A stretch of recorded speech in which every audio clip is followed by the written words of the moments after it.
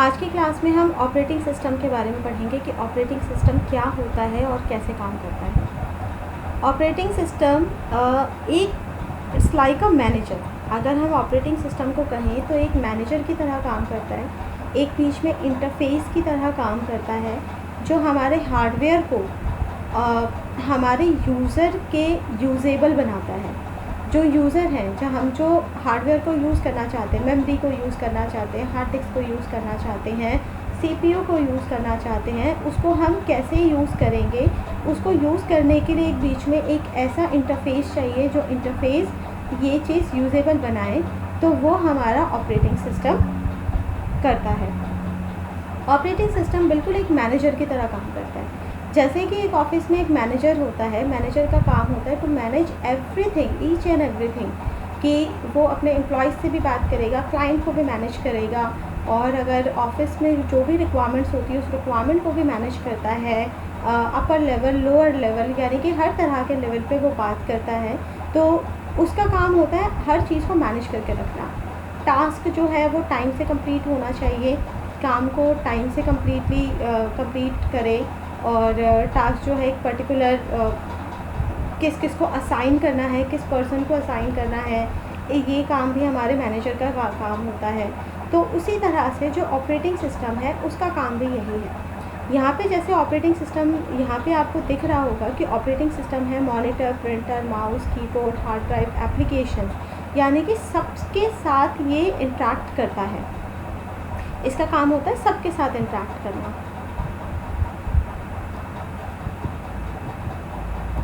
Operating system, as the name suggested, an operating system is a type of the software without which you cannot operate or run a computer. It acts as an intermediary or translation system between the computer hardware and the application software, application program installed on the computer. On the other word, you cannot directly use computer program with computer hardware without having a medium to establish a connection between them. यानी कि जब तक हमारे system में operating system नहीं होता है तब तक आप उसके अंदर ना तो अदर एप्लीकेशंस को यूज़ कर सकते हैं या अदर एप्लीकेशंस चल सकती हैं, और ना ही हम उसके हार्डवेयर को यूजेबल बना सकते हैं। इसलिए जब भी कोई रॉ सिस्टम ख़रीदा जाता है, रॉ हार्डवेयर ख़रीदा जाता है, तो उसको असेंबल करने के बाद सबसे पहला काम क्या होता है, ऑपरेटिंग सिस्टम को इंस्टॉल करना। ऑपरेटिंग सिस्टम इंस्टॉल होने के बाद ही बाकी सारे सॉफ्टवेयर जो हैं उस पर इंस्टॉल होते हैं और वो रेडी टू यूज़ होता है। Beside this is also an intermediately between the computer user and the computer hardware, यानी कि यूज़र और हार्डवेयर के बीच में एक इंटरमीडिएट का काम करता है। ये प्रोवाइड करता है a standard user interface that you see on your computer screen after you switch on your computer. यानी कि जब भी आप सिस्टम को स्विच ऑन करते हैं तो सबसे पहले इंटरफेस जो दिखता है, जो डेस्कटॉप नज़र आता है, वो डेस्कटॉप भी आपका ऑपरेटिंग सिस्टम की वजह से ही दिखता है। और ऑपरेटिंग सिस्टम कौन से हैं, जैसे विंडोज़ है, मैक ओएस हो गया, ये सारी चीज़ें आपको पता है कि कौन कौन से ऑपरेटिंग सिस्टम है जो हमें क्या करती हैं, ग्राफिकल यूज़र इंटरफेस प्रोवाइड करती हैं, आइकन्स प्रोवाइड करती हैं, पिक्चर्स प्रोवाइड करती हैं, और ताकि हम मल्टीपल एप्लीकेशंस को हम एक साथ यूज़ कर सकें।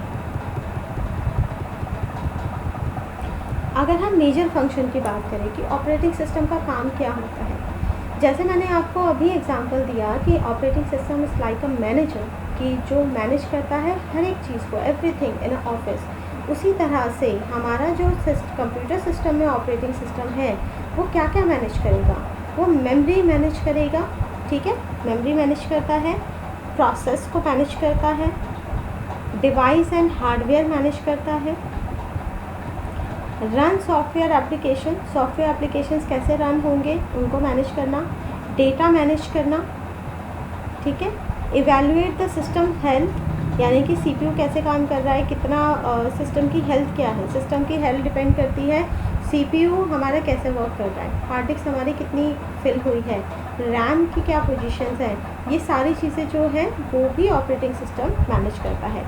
प्रोवाइड यूज़र इंटरफेस, यानी कि यूज़र को एक प्रॉपर इंटरफेस प्रोवाइड करना, जो लिंक्स के थ्रू से, बटन्स के थ्रू से, आइकन के थ्रू से हमें दिखते हैं।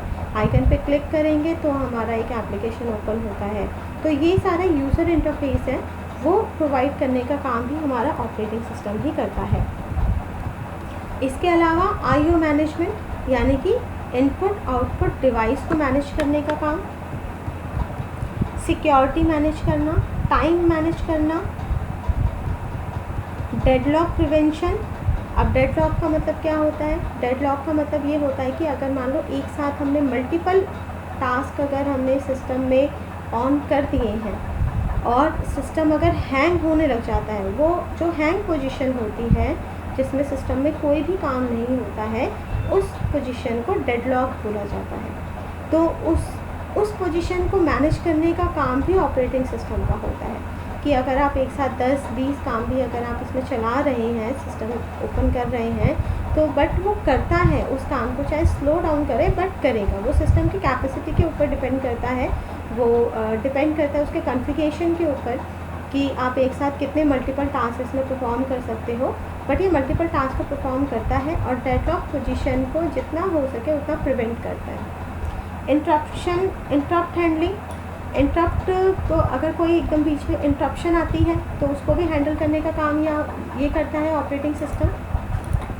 अभी मैं इन सबको अच्छे से एक्सप्लेन भी करूँगी। तो ये सारे जो जॉब्स हैं वो हमारे ऑपरेटिंग सिस्टम करता है। अब चलिए अब इन जॉब्स को थोड़ा डिटेल में समझते हैं कि ये कैसे काम करेगा। पहला जो हमारा है जो मेजर फंक्शंस है ऑपरेटिंग सिस्टम का, वो है मेमोरी मैनेजमेंट। अब कंप्यूटर के अंदर हमारे डिफरेंट टाइप के मेमोरी होते हैं। प्राइमरी मेमोरी है, सेकेंडरी मेमोरी है, रैम, रोम, हार्ड डिस्क, पेन ड्राइव। इसके अलावा और भी एक्सटर्नल ड्राइव्स होती हैं जो आप सिस्टम में आप यूज़ करते हैं। It checks and decide the allocate and deallocation of the memory space to the different process, यानी कि जितने भी प्रोसेस आप चलाते हैं सिस्टम के अंदर, सारे प्रोसेस को प्रॉपर मेमोरी मिले। उन सभी प्रोसेस में से जब वो प्रोसेस चल रहा है तो उसको मेमोरी एलोकेट हो, प्रोसेस जब ख़त्म हो रहा है तो डी एलोकेट हो जाए मेमोरी, यानी कि मेमोरी में से वो डेटा हट जाए। ये सारा काम करने का, इन सबको मैनेज करने का काम क्या होता है? ऑपरेटिंग सिस्टम का होता है। When a user interact with the system, the CPU is supposed to read or write the operations. In case OS decide the amount of memory to be allocated for loaded the program instruction and data into RAM, यानी कि programme को load करना, instructions को load करना, ये सारा काम OS करता है। After the program is terminate the memory area is again free, यानी कि मेमोरी एरिया वो फ्री हो जाता है और उसमें OS क्या करता है? किसी अदर प्रोग्राम को वो एलोकेट करता है। तो इससे इस तरह से हमारा मेमोरी को मैनेज किया जाता है, क्योंकि रैम की मेमोरी लिमिटेड होती है। उस रैम के अंदर हम मल्टीपल टास्क करते हैं, बट मल्टीपल टास्क कैसे किया जाता है? वो 1 बाय 1 ही करता है। इन सबको मैनेज करने का काम ही मेमोरी मैनेजमेंट होता है। Process management, it facilitates the process management where it decides the order for the process to access the processor as well as decide the processing time to be allocated for each process, यानी कि जब भी process हो रहा है तो multiple process को कौन सा टाइम दिया जाए, कैसे टाइम दिया जाए, इन सबको मैनेज करने का काम भी क्या होता है? ऑपरेटिंग सिस्टम का होता है। जैसे कि आपके एक साथ 4 या 5 प्रोसेस चल रहे हैं, ठीक है। अब पांचों प्रोसेस एक साथ चलेंगे या 1 बाय 1 चलेंगे, कैसे हमारा प्रोसेस होता है सिस्टम के अंदर, किस तरह से काम होता है, ये इस प्रोसेस को मैनेज करना, उसको टाइम देना, ये वाला काम भी हमारा, ये वाला टास्क भी कौन करता है? ऑपरेटिंग सिस्टम करता है, ठीक है। किसी को पता है कि अगर मुझे एक बात बताइए कि अगर मान लीजिए हमारे पास सिस्टम के अंदर एक साथ 5 टास्क चल रहे हैं, आपने MS वर्ड भी चला रखा है, आपने सॉन्ग भी आपने प्ले किया हुआ है, उधर कोई PPT भी आपकी चल रही है, तो एक साथ अगर आप 4 या 5 अगर आप टास्क करते हैं, कुछ आपने डाउनलोडिंग पे लगाया हुआ है, तो ये सारे टास्क का एक साथ होते हैं या कैसे होता है? कैसे काम होता है वो कौन बताएगा?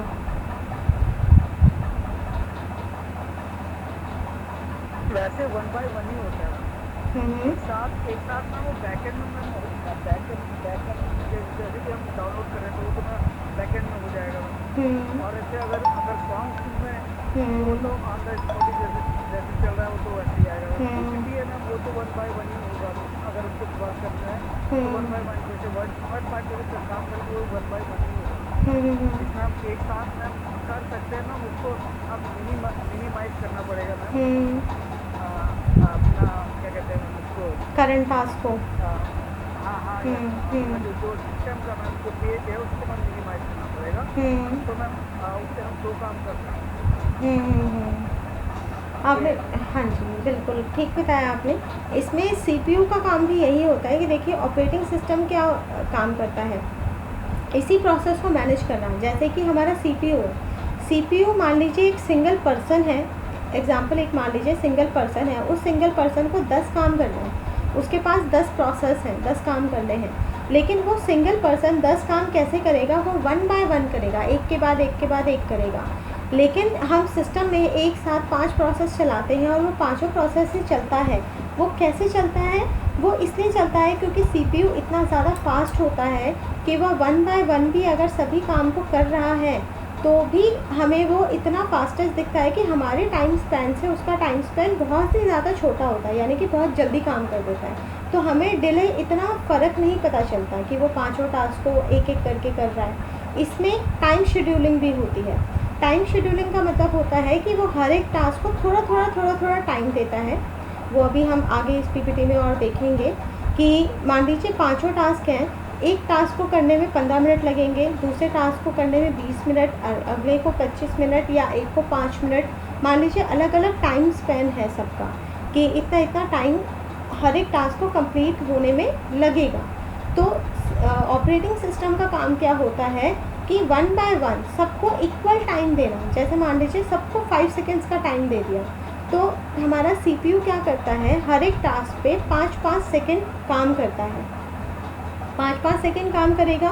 तो उस 5 सेकेंड में वो इतना सारा काम कर देता है कि इतना सारा प्रोसेस करता है कि हमें लगता है कि वो पाँचों टास्क एक साथ चल रहे होते हैं, लेकिन वो एक साथ नहीं चलते, वो 1 बाय 1 ही चलते हैं। वो थोड़े टाइम में उसको इतनी फास्टली करता है कि वो हमें सारे प्रोसेस एक साथ चलते हुए दिखाई देते हैं। तो लेकिन मल्टीटास्किंग जाने रुकते नहीं हैं, बिल्कुल चलते रहते हैं। यही तो मैं कह रही हूँ, क्योंकि जो सॉन्ग होता है, आप अगर सॉन्ग भी चला रहे हैं या आप डाउनलोड भी कर रहे हैं, दोनों में अगर मान लो 5 सेकेंड नहीं, ये 5 सेकेंड तो मैंने बहुत ज़्यादा बोल दिया क्योंकि ये नैनो सेकेंड्स में काम करता है सिस्टम, ठीक है। माइक्रो सेकेंड्स, नैनो सेकेंड्स इतने शॉर्ट स्पेन ऑफ टाइम में काम करता है कि वो हम पता भी नहीं लगा सकते। मान लो 1 सेकेंड का 1000वां हिस्सा, अब 1 सेकेंड का 1000वां हिस्सा हमें कहाँ पता चलेगा, लेकिन उस 1 सेकेंड के 1000वें हिस्से में भी सिस्टम बहुत सारा काम कर देता है। तो इसलिए जो CPU है वो इतना ज़्यादा फास्ट होता है कि वो हमें विजिबल ही नहीं होता, हमें पता ही नहीं चलता है कि वो एक एक करके काम करता है, ठीक है। वो इतनी जल्दी काम करता है तो हमें वो कंटिन्यूटी में ही दिखता है, वो हमें लगता ही नहीं है कि वो रुक के हो रहा है काम, लेकिन सिस्टम उसको एक के बाद एक 1 बाय 1 ही करता है। कोई भी CPU, अगर हम CPU की बात करें तो एक CPU एक बारी में कोई एक ही काम कर सकता है, वो एक बारी में 2 काम नहीं कर सकता। जैसे ह्यूमन माइंड होता है, एक बारी में किसी एक ही चीज़ पे ध्यान दे सकता है। अगर आप लिख रहे हैं और आप सुन रहे हैं तो एक बारी में कोई आप एक ही काम कर सकते हैं। अगर आप ध्यान से, अगर आप बहुत बारीकी से अगर ध्यान दें तो या तो आप लिख ही सकते हैं या तो आप सुन ही सकते हैं। आप एक बारी में दोनों काम एक साथ नहीं कर सकते। आपको लगता है कि दोनों एक साथ कर रहे हैं, लेकिन फिर भी मिस होता है, आपका ध्यान किसी एक जगह पे ही रहता है, या तो सुनने में रहेगा या तो फिर देखने में रहेगा, ठीक है, या लिखने में रहेगा। तो उसी तरह से CPU भी ऐसा ही होते हैं। बहुत सारे हमारे सिस्टम ऐसे होते हैं जो मल्टी प्रोसेसर होते हैं। मल्टी प्रोसेसर का मतलब होता है उसमें प्रोसेसर ही बहुत, मतलब 2 या 3 या 4 होते हैं। तो मल्टी प्रोसेसर फिर एक साथ 4 काम एक ही टाइम पे 4 चल रहे होते हैं, क्योंकि एक एक प्रोसेस एक प्रोसेस कर रहा होता है, ठीक है। तो इसका टाइम स्पैन इतना छोटा होता है कि हमें नहीं पता चलता है, इसलिए हमें लगता है कि सारे काम एक साथ चल रहे हैं। नेक्स्ट है डिवाइस या हार्डवेयर मैनेजमेंट करना। अब डिवाइस एंड हार्डवेयर का मतलब क्या है कि जैसे आपने सिस्टम के अंदर पेन ड्राइव आपने यूज़ करा है, आप सिस्टम के अंदर प्रिंटर यूज़ कर रहे हैं, स्कैनर यूज़ कर रहे हैं, तो जैसे ही आप वायर लगाते हैं उसमें ड्राइवर आप उसका इंस्टॉल करते हैं तो वो सारे डिवाइस को मैनेज करता है। तो ये सारे डिवाइस को मैनेज करने का काम भी क्या होता है, ऑपरेटिंग सिस्टम का। Operating system also contains the drivers to manage the device. A driver is a type of translator software. Driver भी translator software होता है that allow the operating system to communicate with device, and there are the different driver for different device as each device speak a different language. इसमें devices की भी अलग अलग language है। Printer अलग तरीके से काम करता है, स्कैनर अलग तरीके से काम करता है। जब आप उसको कनेक्ट करते हैं सिस्टम में तो विदाउट ड्राइवर ये डिवाइस नहीं चलते हैं। तो ड्राइवर कम्युनिकेट कराता है बीच में, लेकिन प्रोसेस करने का काम भी ऑपरेटिंग सिस्टम का ही होता है। रन सॉफ्टवेयर एप्लीकेशन, यानी कि अगर आप Word, Excel, PowerPoint, Photoshop इन तरह के सॉफ्टवेयर्स को चला रहे हैं तो इन सॉफ्टवेयर को भी रन करने का काम ही ऑपरेटिंग सिस्टम का है। Next, data management. अब डेटा मैनेजमेंट का मतलब आप फाइल बना रहे हैं, आप फोल्डर बना रहे हैं, आप फाइल को कॉपी कर रहे हैं, डिलीट कर रहे हैं, रीनेम कर रहे हैं, एक फ़ोल्डर से दूसरे फ़ोल्डर में मूव कर रहे हैं, पेन ड्राइव से डेटा सिस्टम पे कॉपी कर रहे हैं। तो ये सारा जो हमारा डेटा है वो हमारा जो जितना भी डेटा मैनेजमेंट का काम होता है ये भी सारा ऑपरेटिंग सिस्टम ही मैनेज करता है। Next, evaluate the system. Ma'am इसमें मोबाइल डाटा नहीं आता है? मोबाइल डेटा डाटा होता है, हाँ, तो उसका मैनेजमेंट मैम इसमें नहीं आता मैम, जैसे कि वाईफाई का हो गया उसका डाटा, ऐसा कुछ नहीं आता मैम? आता है बिल्कुल सारा डेटा। मतलब जो भी आप इसमें कनेक्ट कर रहे हैं, आप नेट से डाउनलोड कर रहे हैं, वो भी डेटा मैनेजमेंट है। वो भी डेटा कहाँ जाएगा, वो सारा ही आपका इसमें ऑपरेटिंग सिस्टम मैनेज करता है। वो सारी चीज़ें ही मैनेज करता है। Next, evaluate the system health, यानी कि it gives an idea about the performance of the hardware of the system. For example, you can see how busy the CPU is, how fast the data is retrieved from the hard disk, etc. यानी कि CPU हमारा बहुत busy है लेकिन hard disk से हमारा data आ रहा है, बट डेटा भी अगर करप्टेड है तो भी वो शो कर देता है, बता देता है। डेटा में अगर वायरस है तो भी वो एक वार्निंग दे देता है। ठीक है, तो ये सारी चीज़ें, अगर डेटा में कुछ प्रॉब्लम है या रैम में कुछ इशू आता है तो ऑपरेटिंग सिस्टम हमें पहले ही इन्फॉर्म कर देता है, यानी कि वो हर एक डिवाइस को प्रॉपर्ली चेक करता रहता है कि उसके सारे डिवाइसेस, सारे सिस्टम जो हैं ठीक से काम कर रहे हों। प्रोवाइड यूज़र इंटरफेस, और एक यूज़र इंटरफेस दे रहा है, जैसे डेस्कटॉप प्रोवाइड कर रहा है। डेस्कटॉप पे बटन है, स्टार्ट बटन है, रीस्टार्ट बटन है, आपके आइकन्स हैं, जिस आइकन पे क्लिक करेंगे तो आपका फोल्डर ऑप्शन ओपन होता है या कोई प्रोग्राम आप ओपन करते हो, रिसाइकल बिन दिया हुआ है। तो ये सारी चीज़ें क्या है, ये सारे आइकन भी ऑपरेटिंग सिस्टम के साथ ही आते हैं। जब भी आप इंस्टॉल करेंगे तो ऑपरेटिंग सिस्टम के साथ साथ यूज़र इंटरफेस भी बदल जाता है। जैसे विंडो 8 में आपको कुछ अलग दिखाई देगा, 7 में कुछ अलग दिखाई देगा, 10 का इंटरफेस कुछ अलग है। तो ये सारा यूज़र इंटरफेस ही आपका OS ही प्रोवाइड करता है। Major functions of the operating system, यानी कि IO मैनेजमेंट। अब इनपुट आउटपुट डिवाइस को मैनेज करना, जैसे कि अभी मैंने आपको प्रिंटर स्कैनर के बारे में बताया, तो प्रिंटर स्कैनर भी हमारा आउटपुट डिवाइस है, एक इनपुट डिवाइस है। या आप पेन ड्राइव लगा रहे हैं तो मेमोरी भी वो डिवाइस मेमोरी को मैनेज करता है। तो ये सारे डिवाइसेस को भी मैनेज करने का काम ऑपरेटिंग सिस्टम का ही रहता है कि वो स्मूथली सारे डिवाइसेस को मैनेज करेगा। इनपुट डिवाइस से डेटा इनपुट लेगा, आउटपुट डिवाइस में डेटा को आउटपुट देगा, और ये सारी चीज़ें बहुत इजीली मैनेज करता है। Major functions of the operating system. किसी का आई थिंक स्पीकर ऑन है, कुछ मुझे आवाज़ डबलिंग आ रही है। Major functions of the operating system. Security, अब देखिए सिक्योरिटी प्रोवाइड करना। It has a security module to protect the data और the information stored in the memory of the computer against the malware and the unauthorized access. Thus is not only the manage your data but also help to protect it. यानी कि इसमें operating system का काम क्या होता है, आप किसी फाइल पे अगर सिक्योरिटी लगाना चाहते हैं, पासवर्ड लगाना चाहते हैं, उसको आप हाइड करके रखना चाहते हैं, तो ये सारे फीचर्स भी आपको अवेलेबल होते हैं। ये किसके लिए होते हैं, सिक्योरिटी के लिए। दूसरा और सिक्योरिटी की होता है कि अगर आपके सिस्टम में कोई ऐसा अनऑथोराइज प्रोग्राम अगर आ जाता है जिसके अंदर कोई वायरस होता है तो इसका जो फायरवॉल है, ऑपरेटिंग सिस्टम का जो फायरवॉल है, वो आपको पहले ही वार्निंग दे देता है कि इस फाइल को डाउनलोड ना करिए या ओपन मत करिए, ताकि उसमें मतलब इसमें वायरस या कुछ प्रॉब्लम डिटेक्ट हो जाती है, वो पहले बता देता है। तो ये भी सारा पार्ट क्या है, ऑपरेटिंग सिस्टम का ही होता है।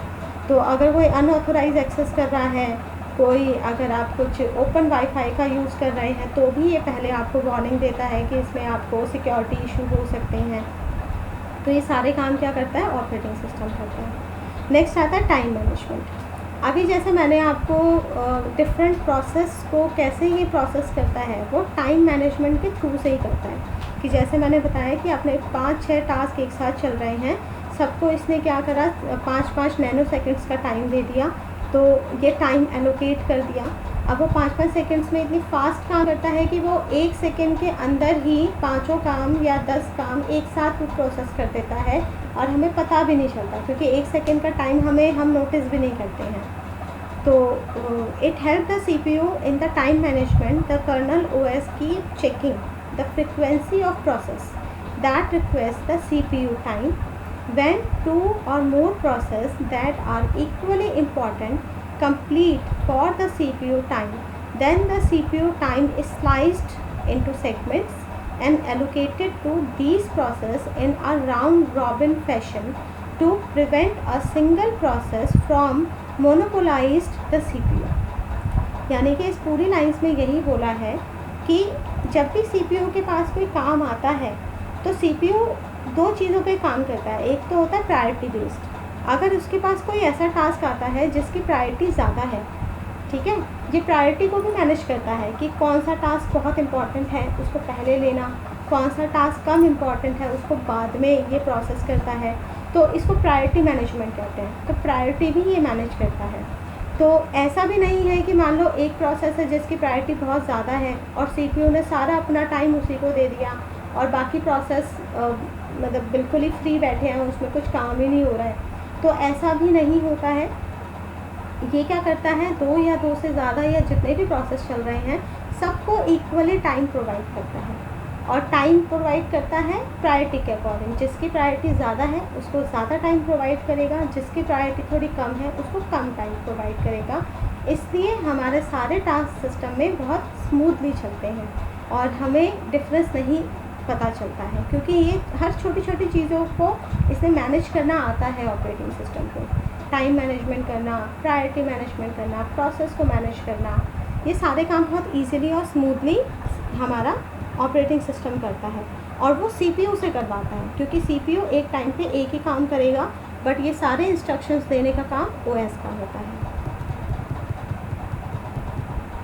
Next, deadlock prevention. Sometimes a resource that is supposed to be shared by 2 or more processes is held by one process, due to which the resource cannot continue. This situation is known as a deadlock. The OS does not let the situation arise by carefully distributing the resources among the different processes. अब देखिए deadlock का मतलब क्या है। जैसे मैंने आपको इसका सबसे अच्छा एग्जांपल समझ लीजिए ट्रैफिक जाम का है। जैसे हमारे पास 2 रास्ते हैं, ठीक है, एक हमारा जैसे रेड लाइट पे क्रॉसिंग होती है, ऑब्वियस सी बात है, जब क्रॉसिंग होती है तो एक आपका मतलब सीधा निकलने का रास्ता है, एक आपका रास्ता होता है क्रॉसिंग का। अब जैसे रेड लाइट पे हम क्या कर, रेड लाइट का सोल्यूशन क्या है, उसमें भी टाइम मैनेजमेंट होता है कि आपका कुछ सेकंड का टाइम एक रास्ता छोड़ दिया जाता है, एक को फ्री कर दिया जाता है, फिर उसको ब्लॉक करा जाता है, दूसरा फ्री किया जाता है। तो सेम इसी तरह से हमारा ऑपरेटिंग सिस्टम भी डेडलॉक को प्रिवेंट करता है।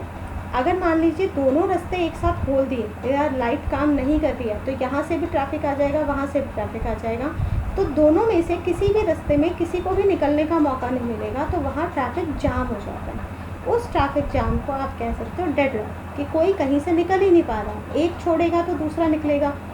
तो यहाँ पे ऑपरेटिंग सिस्टम भी इसी तरह से काम करता है कि अगर कोई ऐसा रिसोर्स है, रिसोर्स जिसमें हमारा 2 या 2 से ज़्यादा जो प्रोसेस हैं उस सेम रिसोर्स को अगर यूज़ कर रहे हैं, मान लो 2 या 2 से ज़्यादा एक ही फाइल पे काम कर रहे हैं, तो दोनों को एक साथ अलाउ नहीं करता, वो 1 बाय 1 अलाउ करता है। पहले पहला काम करेगा थोड़ी देर के लिए, फिर वो उस फाइल को छोड़ देगा, देन दूसरा काम करेगा, फिर वो उस फाइल को छोड़ेगा, फिर पहला वाला काम करेगा। मतलब इस तरह से जो है मैनेजमेंट किया जाता है, बिल्कुल एकदम ट्रैफिक लाइट की तरह। अगर आप उसको ध्यान में रखोगे तो आपको डेडलॉक प्रिवेंशन या मैनेजमेंट भी समझ में आ जाएगा। नेक्स्ट आता है इंटरप्ट हैंडलिंग। अब इंटरप्ट का मतलब क्या है? इंटरप्ट का मतलब है कि सीपीयू अपना कोई काम कर रहा है, अचानक ही कोई ऐसा टास्क सिस्टम पे आ जाता है कि उसको वो वाला जो करंट काम कर रहा है उसको छोड़ना पड़ता है और उस जो नया टास्क आया है उसको हैंडल करना पड़ता है, तो इसको इंटरप्शन कहते हैं। इस इंटरप्शन का नॉर्मल अगर मैं एक और एग्ज़ाम्पल कहूँ, जैसे मैं अभी क्लास में पढ़ा रही हूँ आपको, ठीक है, अचानक मेरा फ़ोन बज जाए या मुझे कोई और बुला ले, तो वो क्या है कि हमारी क्लास में इंटरप्शन हो गई, ठीक है। अब इंटरप्शन को हैंडल करने का भी सीपीयू का या हमारा ऑपरेटिंग सिस्टम का ना अलग अलग एक मेथड है। जैसे कि मान लीजिए मैं आपको क्लास दे रही हूँ, अब इसमें अगर मान लो मुझे कोई एक ऐसा स्टूडेंट आके मुझे टोकता है कि मैम आपसे बात करनी है, बट वो स्टूडेंट की प्रायोरिटी कम है, यानी कि उसका इशू इतना बड़ा नहीं है, तो मैं उस स्टूडेंट को होल्ड कर दूँगी कि आप मुझे क्लास के बाद बात करिएगा, ठीक है। तो हमारा ये जो टास्क है वो कंटिन्यू चलता रहेगा। और अगर मान लीजिए मुझे सर ने बुला लिया, किसी इम्पॉर्टेंट टास्क के लिए बुला लिया, तो फिर मैं आपको होल्ड कर दूँगी कि आप 2 मिनट वेट करिए या 10 मिनट वेट करिए, मैं वो वाला काम निपटा के आपके पास आती हूँ, ठीक है।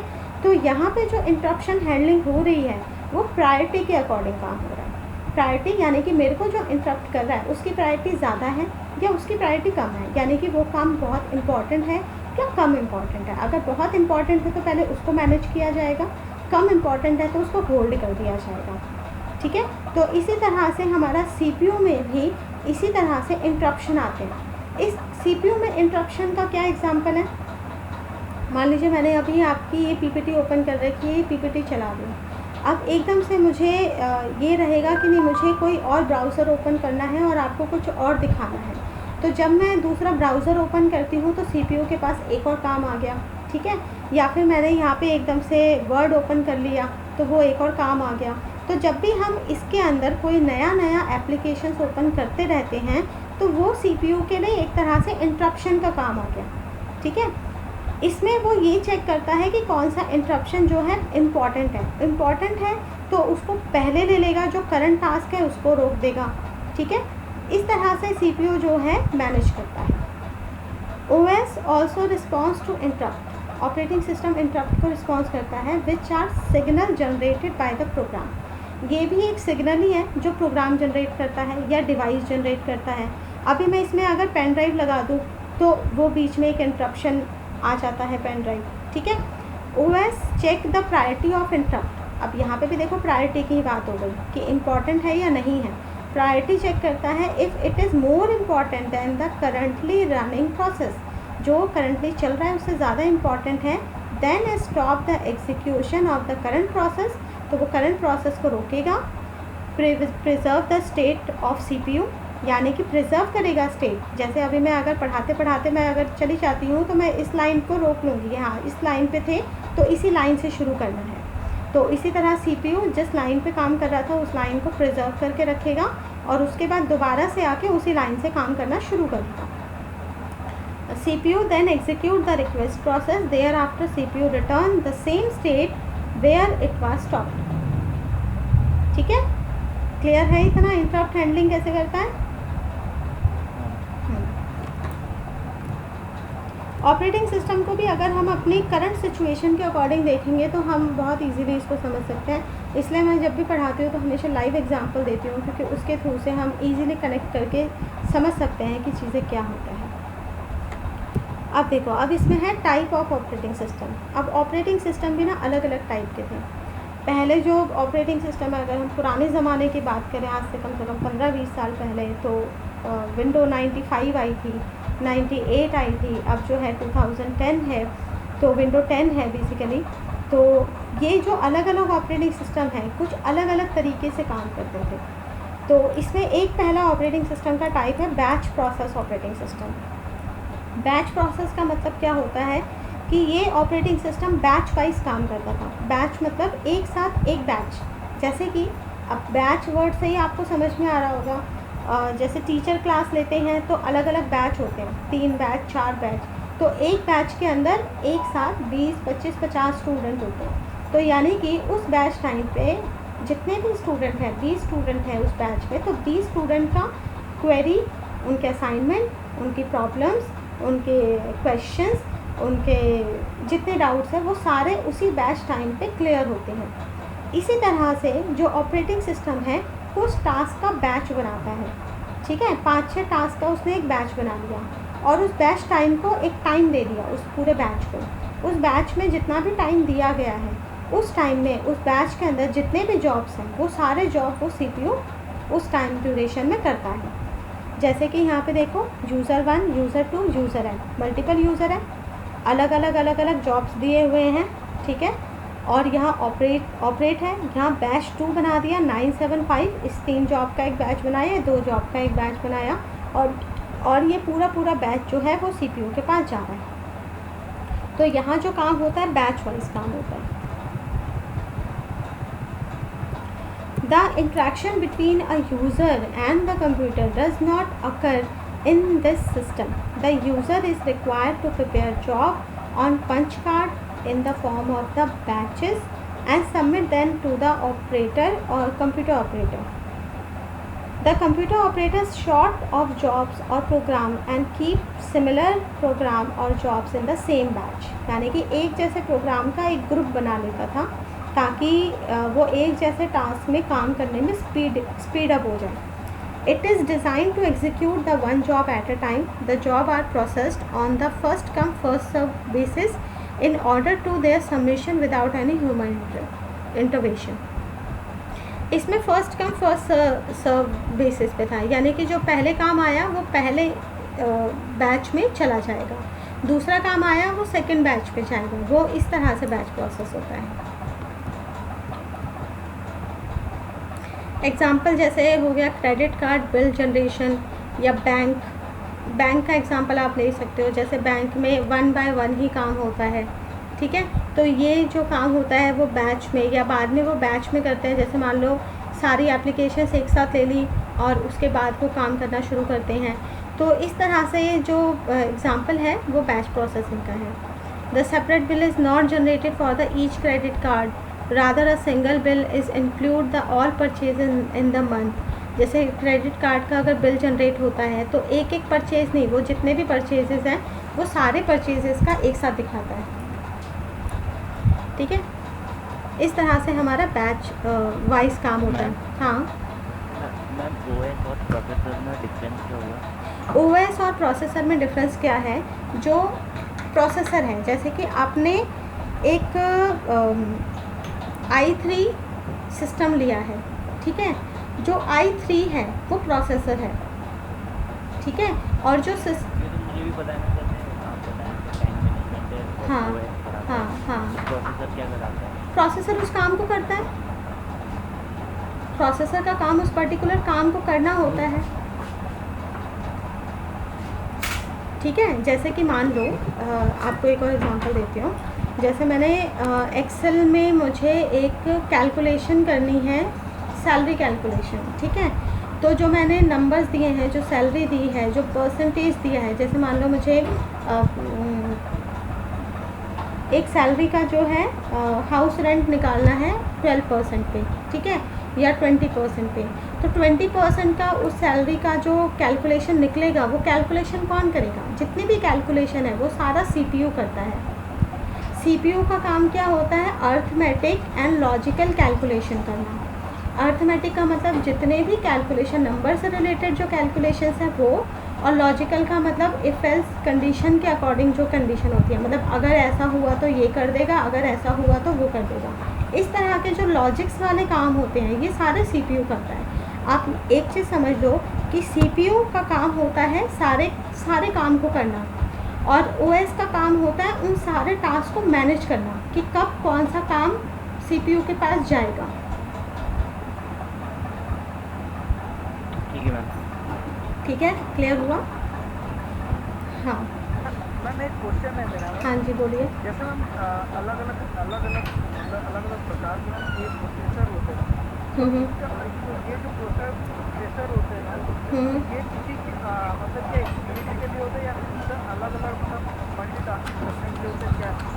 हाँ, सबकी कैपेबिलिटी ना अलग अलग होती है। हाँ, सबकी कैपेबिलिटी अलग अलग होती है। जैसे अगर हम i3 और i5 की बात करें तो i3 हमारा i5 से मतलब ये कह सकते हैं कि कैपेबिलिटी में थोड़ा सा कम है। जैसे कि अगर मैं एग्जांपल बताऊं कि अगर मान लो हमें कुछ मल्टीमीडिया के टास्क करने हैं, जैसे कि हमें 3D एनिमेशन मूवी बनानी है, तो 3D एनिमेशन मूवी बनाने में आपको भी पता है कि उसमें ग्राफिक्स बहुत ज़्यादा लगता है और बहुत ज़्यादा एनिमेशन यूज़ होता है और बहुत ज़्यादा कलर कॉम्बिनेशन, पिक्चर, इमेज, ये सारी चीज़ें होती हैं। तो जो इस तरह के टास्क होते हैं ना, ये बहुत हैवी होते हैं, मतलब बहुत हैवी, इनको मेमोरी बहुत ज़्यादा चाहिए, इनको प्रोसेस करने का टाइम बहुत ज़्यादा चाहिए होता है। तो i3 में ऐसे काम जो है कम हो पाते हैं, बट i5 ऐसे टास्क को बहुत ईजीली कर लेता है।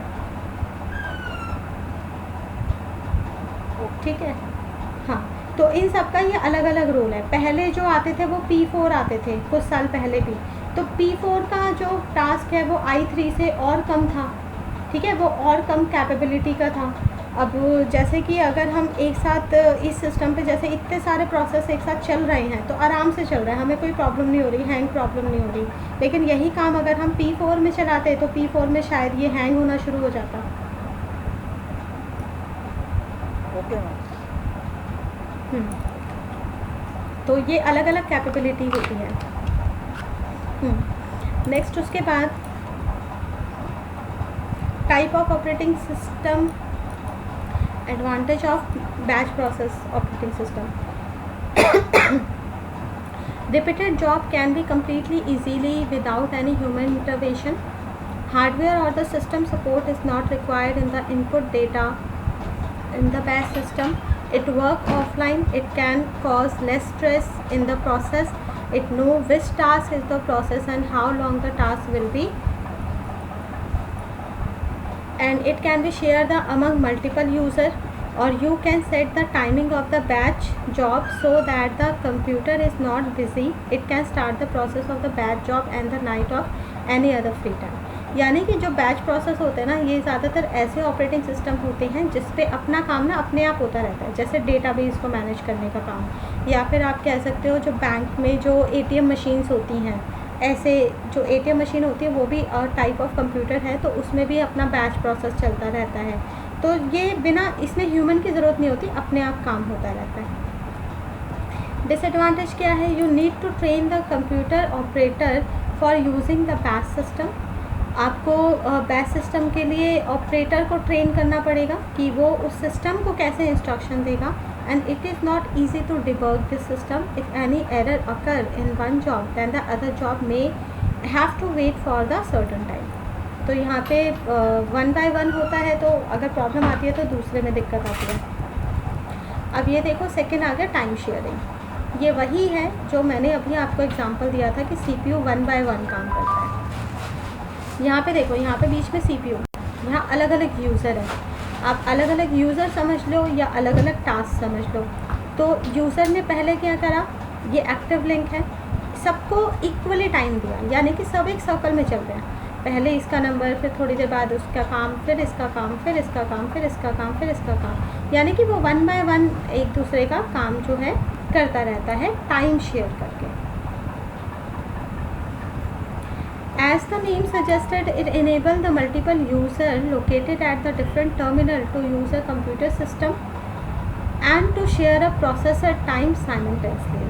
यानी कि एक साथ प्रोसेसर का टाइम जो है वो मैनेज होता है। Each task get the time to get executed, यानी कि हर एक टास्क को अपना अपना टाइम मिलता है काम कंप्लीट करने के लिए।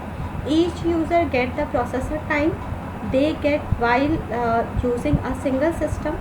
The duration of the time allocated to a task is quantum और the time slice. जो टाइम उसको दिया जाता है उसको क्वांटम ऑफ टाइम, क्वांटम बोला जाता है या टाइम स्लाइस बोला जाता है।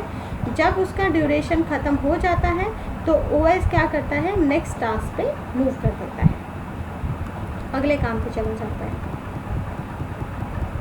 एडवांटेज इसके बहुत हैं। पहला, रिड्यूस करता है CPU का आइडल टाइम, यानी कि CPU खाली नहीं कभी बैठता, वो हमेशा कोई ना कोई किसी काम में चलता ही रहता है, तो इसलिए प्रोडक्टिविटी ज़्यादा होती है।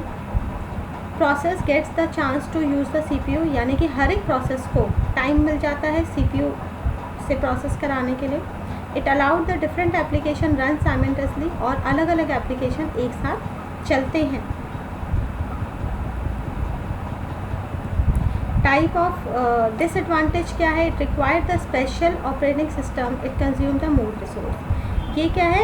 ये डिफरेंट टाइप का ऑपरेटिंग सिस्टम इसको चाहिए होता है। And switching between the task में hang up the system, it serves a lot of user run the lot of application at the same time, और इसमें हार्डवेयर रिक्वायरमेंट ये सारी चीज़ें भी चाहिए। तो जो टाइम स्लाइस होता है, और इसमें लिखा है लेस रिलायबल, कि रिलायबल भी थोड़ा कम होता है। इसको आप ये कह सकते हो एक तरह से, जो हमारा टाइम शेयरिंग ऑपरेटिंग सिस्टम है ये ज़्यादातर सर्वर पे यूज़ होते हैं, कि एक साथ बहुत सारे यूज़र, जैसे इंटरनेट यूज़र है, जैसे आप नेट का फॉर्म भर रहे हो, बहुत सारे यूज़र एक साथ फॉर्म भर रहे हैं, कभी किसी के फॉर्म में एरर आ जा रही है, कभी कुछ और प्रॉब्लम हो जा रही है, तो वो जो है वो सर्वर मैनेज कर रहा है। तो वो टाइम स्लाइस ही है कि वो अलग अलग टाइम सबको प्रोवाइड कर रहा है। नेक्स्ट आता है distributed time system, distributed operating system. Distributed में जो ऑपरेटिंग सिस्टम है उसमें मल्टीपल CPU होते हैं। मल्टीपल CPU के अंदर मल्टीपल डिस्क, मल्टीपल मेमोरी अलग अलग इसके अंदर होती है, ठीक है। और इसके अंदर काम क्या होता है? इसमें the user run on multiple interdependent processor, यानी कि सभी अलग अलग प्रोसेसर होते हैं, डिफरेंट CPUs होते हैं to serve the multiple user and multiple real time application, यानी कि यहाँ मल्टीपल CPU हैं, यहाँ मल्टीपल काम एक साथ एक टाइम पे होते हैं, जो अलग अलग CPU अपना अलग अलग कर रहे होते हैं। The communication between the processor is established through many communication lines such as the telephone line and high speed buses. और यहाँ पे जो काम हो रहा होता है वो कैसे थ्रू से होता है? अलग अलग कम्युनिकेशन लाइन होती है और हाई स्पीड बसेस। इस बसेस का मतलब वो बस मत समझिएगा जो बस रोड पे चलती है। इस बस का मतलब होता है कि जो डेटा कैरी करता है, डेटा कैरी करके CPU तक लेके जाने का होता है, एक CPU से दूसरे CPU में लेके जाने का होता है। वो सिस्टम के अंदर भी जो डेटा कैरी करते हैं उनको भी हम बसेस कहते हैं, उनको भी बसेस बोला जाता है, जो हमारा डेटा या इंस्ट्रक्शन को कैरी करके लेके जाते हैं। एडवांटेज क्या है इसमें कि परफॉर्मेंस हायर हो जाती है, but single system as the resource are being shared, और इसमें रिसोर्स भी शेयर की जाती है। If one system stop working, malfunction, break down and other need not be affected. इसके अंदर क्या है? अगर मान लो एक सिस्टम अगर मान लो काम नहीं कर रहा है तो बाकियों पे कोई असर नहीं पड़ता, बाकी CPU अपना काम कर रहे होते हैं। Addition resource can be added easily, और एडिशनल रिसोर्स आप आराम से इसमें ऐड कर सकते हो। Shared access to resource like printer can be establish, ठीक है, प्रिंटर वगैरह भी आप ऐड कर सकते हैं। And delay in the process reduce the greater extent, और डेटा शेयरिंग और the exchange speed is high owing to the use of the electronical mail. तो इसका डेटा शेयरिंग और ये सारी चीज़ भी बहुत ईजीली और स्पीडली हो जाती है इसमें। डिसएडवांटेज क्या है? सिक्योरिटी इशू होते हैं, ठीक है, शेयरिंग ऑफ रिसोर्स, और फ्यू मैसेज में be lost in the system, क्योंकि मल्टीपल CPU है तो मे बी बीच में मैसेजेस लॉस हो जाए। High bandwidth is required in the case of the handling a large amount of data. High bandwidth चाहिए क्योंकि ज़्यादा CPU है, ज़्यादा जल्दी काम होगा, तो बैंडविड्थ बहुत ज़्यादा चाहिए ताकि डेटा स्पीडली जा सके। ओवरलोडिंग इशू में अराइज। ओवरलोडिंग का मतलब होता है कि एक ही काम की अलग अलग कॉपी बन जाना, ठीक है, तो ये भी हो सकता है कि एक काम की अलग अलग कॉपी बन गई, 2 CPU एक ही काम पे कर रहे हैं अलग अलग कॉपी बना के, तो वो भी एक इशू जनरेट हो सकता है। परफॉर्मेंस में भी low. Language which are use to set up the distribute system are not well, they are very costly and not easily available. Costly होंगे क्योंकि मल्टीपल CPU इसमें लगते हैं। नेक्स्ट होता है नेटवर्क ऑपरेटिंग सिस्टम। नेटवर्क के अंदर हमारा सारा इंटरनेट का काम होता है। इंटरनेट से आप समझ सकते हैं कि यहाँ पे हमारा एक सर्वर होता है और सर्वर के साथ साथ बाकी सारे सिस्टम होते हैं जिनको हम एजेंट कहते हैं। ये एजेंट जो है सर्वर से कनेक्टेड होते हैं और सर्वर से कनेक्ट होके फिर ये जो है अपना अपना टास्क करते हैं। इसके लिए जो हमारा ऑपरेटिंग सिस्टम होता है वो भी डिफरेंट टाइप के होते हैं, जैसे कि हमारा विंडोज सर्वर 2003 या विंडोज सर्वर 2008, लाइनक्स, यूनिक्स, इसके अंदर नॉर्मल हमारे ऑपरेटिंग सिस्टम यूज़ नहीं होते हैं। ये नेटवर्क से रिलेटेड ऑपरेटिंग सिस्टम होते हैं। और as the name suggest this OS connect computer and device to a local area network and manage the network resource. The software in a NOS enable the device to the network to share the resource and communicate with each other. इसमें जो भी server होता है और जितने भी agent होते हैं सब क्या करते हैं, रिसोर्स को शेयर करते हैं। और server it run on a server and allow the share access to printer, file, application and other networking resource of a function over a LAN. इसका एग्जांपल ना आप इस तरह से समझ सकते हो नेटवर्क ऑपरेटिंग सिस्टम का। जैसे ऑफिस होता है तो ऑफिस के अंदर एक सर्वर रूम बनाया जाता है और बाकी जितने भी सिस्टम हैं जो ऑफिस में लगे होते हैं सब आपस में कनेक्टेड होते हैं। सबका सब कोई भी फाइल किसी भी सिस्टम को भेज सकता है और उसमें 10-15 जितने भी सिस्टम्स कनेक्टेड होते हैं उनके साथ एक प्रिंटर होता है। प्रिंटर भी ऐसा नहीं है कि हर एक सिस्टम पे अलग अलग यूज़ होता है, एक ही प्रिंटर लगा होता है। वो अपने सिस्टम से कमांड देते हैं, प्रिंटर से प्रिंट हमारा आउटपुट आता है। तो ऐसे जितने भी सिस्टम जो कनेक्टेड होते हैं ना वो लैन के थ्रू से कनेक्टेड होते हैं और लैन से कनेक्टेड होके उसमें एक सर्वर होता है, वो बाकी सारे सिस्टम को मैनेज करता है। इसमें बेनिफिट यही होता है कि आपका जो इस तरह के जो डिवाइसेस हैं जैसे प्रिंटर हो गया, स्कैनर हो गया, वो एक ही यूज़ होता है और बाकी सारे 15-20 जितने भी सिस्टम हैं वो सब उससे कनेक्टेड होते हैं। बेनिफिट में देखो, एक तो ये सेंट्रलाइज्ड होता है, ठीक है, क्योंकि एक सर्वर सेंट्रलाइज होगा और बाकी सारे जो है रिमोटली और डिफरेंट सिस्टम्स पे काम कर रहे होते हैं, तो इस पे काम करना इजी होता है, काम भी डिस्ट्रीब्यूट हो जाता है। It is easy to integrate advance and the recent technology and the hardware in the system. और इसमें कुछ एडवांस टेक्नोलॉजी यूज़ की जाती है, हार्डवेयर भी एडवांस होते हैं, बट इसमें टास्क बहुत जल्दी होता है क्योंकि डिस्ट्रीब्यूट बहुत ईजीली हो जाता है। डिसएडवांटेज क्या है कि सर्वर ही बहुत एक्सपेंसिव होता है और सेंट्रल लोकेशन पे होता है, तो मान लो अगर सर्वर पे ही अगर कुछ प्रॉब्लम हो जाए तो बाकी सारे सिस्टम का कनेक्शन भी टूट जाता है। नेक्स्ट है, उसके बाद आता है रियल टाइम ऑपरेटिंग सिस्टम। जो रियल टाइम ऑपरेटिंग सिस्टम है ये वो ऑपरेटिंग सिस्टम होते हैं जो जस्ट ऑन टाइम काम करते हैं। रियल टाइम ऑपरेटिंग सिस्टम में आप ट्रैफिक लाइट को ले सकते हो। इसमें जितने भी साइंटिफिक यूज़ में होते हैं, साइंटिफिकली जितने भी ऑपरेटिंग सिस्टम यूज़ होते हैं वो सारे रियल टाइम में आप ले सकते हो, क्योंकि इसमें ना टाइम बहुत इंपॉर्टेंट होता है। अगर 1 सेकंड का या नैनो सेकंड्स का भी अगर इसके अंदर डिले हो जाता है तो वो टास्क कम्प्लीटली फेल हो सकता है, ठीक है। जैसे कि अगर मिसाइल लॉन्च करनी है तो मिसाइल लॉन्च करने के लिए टाइम बहुत इंपॉर्टेंट है, अगर टाइम थोड़ा भी इधर उधर होता है तो वो पूरा ही फेलियर हो जाता है। तो ऐसे जो सिस्टम्स होते हैं जिसमें टाइम बहुत क्रूशियल होता है उनको रियल टाइम ऑपरेटिंग सिस्टम बोला जाता है। या ट्रैफिक लाइट कहो, ट्रैफिक लाइट में भी टाइम बहुत इंपॉर्टेंट है। अगर 2 मिनट है तो 2 मिनट का ही ट्रैफिक लाइट होना चाहिए, वो अगर बंद हो गया तो ट्रैफिक पे पूरा असर पड़ जाता है। तो ऐसे जो सिस्टम्स होते हैं उनको रियल टाइम ऑपरेटिंग सिस्टम बोलते हैं। It is developed for the real-time application where the data should be processed in a fixed small duration of time. यानी कि पर्टिकुलर फिक्स टाइम होता है, उसी पे काम करना होता है। It is used is in an environment where the multiple processes are supposed to be accepted and processed in a short time. और बहुत थोड़े टाइम के अंदर काम करना होता है। इसके अंदर इमीडिएट रिस्पॉन्स चाहिए होता है। अगर इमीडिएटली रिस्पॉन्स नहीं हो तो प्रॉब्लम हो सकती है। जैसे कि एग्जांपल इन्होंने पेट्रोलियम रिफाइनरी का दिया हुआ है, जहाँ पे जो वैल्यू है या थ्रेशोल्ड वैल्यू है वो बहुत ज़्यादा होती है, मतलब जो प्रॉब्लम्स हो सकती है वो बहुत ज़्यादा होती है, तो इमीडिएट रिस्पॉन्स की ज़रूरत होती है, वरना एक्सप्लोजन हो सकता है।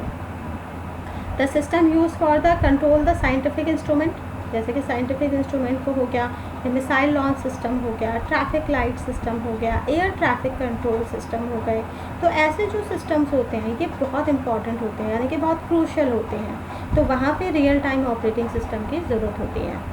इसको भी आगे 2 टाइप में डिवाइड किया हुआ है बेस्ड ऑन द टाइम। एक हार्ड रियल टाइम सिस्टम होता है। हार्ड रियल टाइम जो सिस्टम होता है वो फ्रैक्शन ऑफ सेकेंड, यानी कि अगर जैसे मैंने सेकेंड्स का भी अगर फ्रैक्शन बोला जाए उसका भी डिले ये बर्दाश्त नहीं कर सकता, वहाँ पे प्रॉब्लम हो सकती है। एग्ज़ाम्पल एयरबैग्स, जैसे आपकी गाड़ी में एयरबैग्स हैं, अगर वो जैसे ही एक्सीडेंट होता है अगर वो थ्रेशोल्ड अगर कुछ सेकेंड्स का भी अगर उसमें डिफरेंट हो जाए तो बहुत ज़्यादा नुकसान हो सकता है। तो वो हार्ड रियल टाइम है, यानी कि जब चाहिए उसी टाइम पे वो चीज़ होना चाहिए।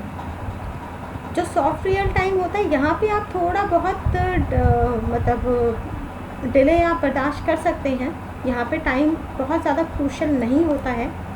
Application where the time and response time is less critical, थोड़ी क्रिटिकलिटी इसमें कम होते हैं। जैसे failure to meet the deadline में result in the degrade the performance instead of the disaster. जैसे कि अगर मान लो कोई आपके प्रोजेक्ट का डेडलाइन है, ठीक है, डेडलाइन आपको दे दिया, बट अगर उसमें एक आध दिन अगर लेट हो जाता है तो आपकी परफॉर्मेंस ये कहेंगे परफॉर्मेंस कम हो गई, लेकिन डिज़ास्टर नहीं होता, उससे इतना बड़ा नुकसान नहीं होता। एग्जांपल जैसे वीडियो सर्विलेंस, यानी कि जो CCTV है, आपने देखा होगा क्वालिटी बहुत ज़्यादा अच्छी नहीं होती, वीडियो प्रोवाइड करता है बट कुछ सेकंड्स का उसमें डिफरेंस होता है, रियल टाइम के सेकंड्स में डिफरेंस होता है। वीडियो प्लेयर हो गया, वर्चुअल रियलिटी हो गई, तो इसमें मतलब प्रॉब्लम तो होती है बट डिज़ास्टर वाली चीज़ नहीं होती है। तो ऐसे रियल टाइम को सॉफ्ट रियल टाइम सिस्टम बोला जाता है।